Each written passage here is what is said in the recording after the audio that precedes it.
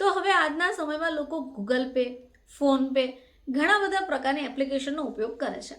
પરંતુ જો તમે પણ આવી એપ્લિકેશન્સનો ઉપયોગ કરો છો તો આ વિડીયો તમારા માટે છે. નમસ્કાર દર્શક મિત્રો, ખબર છે .com પરથી હું દ્રષ્ટિ આપ સૌનું સ્વાગત કરું છું. દર્શક મિત્રો, આજના સમયમાં લોકો કેશ પૈસાનો ઉપયોગ કરતા પહેલા એકવાર વિચારે છે, પરંતુ જ્યારે યુપીઆઈથી ટ્રાન્ઝેક્શન કરવાનું હોય તો કોઈ કંઈ વિચારતું જ નથી.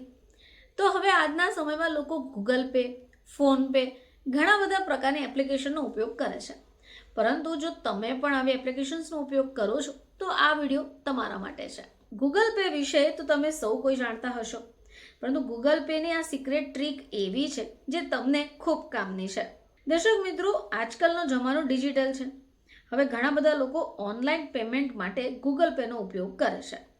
આજે અમે તમને આવા અનોખા ફીચર વિશે જણાવવા જઈ રહ્યા છે, જે જાણવા પછી તમને ખૂબ ફાયદા થશે. આપણે જે ફીચરની વાત કરી રહ્યા છીએ એ ફીચરનું નામ છે ઓટોપે ફીચર. દર્શક મિત્રો, આ ફીચરની મદદથી યુઝર પોતાના રેકરિંગ ટ્રાન્ઝેક્શન જેવા કે સબસ્ક્રિપ્શન, યુટિલિટી બિલ અને બીજી સર્વિસને ઓટોમેટ કરી શકે છે. હવે ઘણીવાર એવું થાય કે આપણે સર્વિસ યુઝ નથી કરતા, પરંતુ ઓટોપે ફીચરને કારણે દર મહિને અકાઉન્ટમાંથી પૈસા કપાઈ જાય છે. હવે કેટલાક યુઝર્સ આ ઓટોપેને ઉપયોગમાં તો લે છે, પરંતુ એને કેન્સલ કરવાનું ભૂલી જાય છે. તો કેટલાક લોકોને આ ફીચર કઈ રીતે બંધ કરવું એ વિષય પર જાણકારી જ નથી.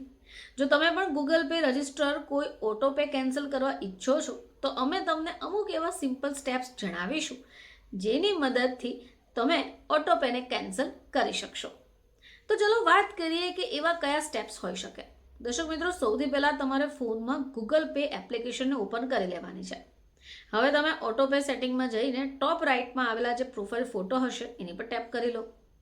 હવે ઓટોપેનું ઓપ્શન સિલેક્ટ કરો અને સબસ્ક્રિપ્શનને સર્ચ કરો.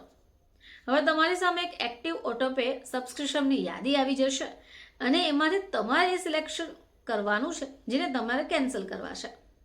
હવે સબસ્ક્રિપ્શન પર કેન્સલ કરવા માટે તમારે કેન્સલ ઓટોપે પર ટેપ કરી દેવાનું છે. હવે તમારે અહીંયા રિક્વેસ્ટને કન્ફર્મ કરવાનું કહેશે.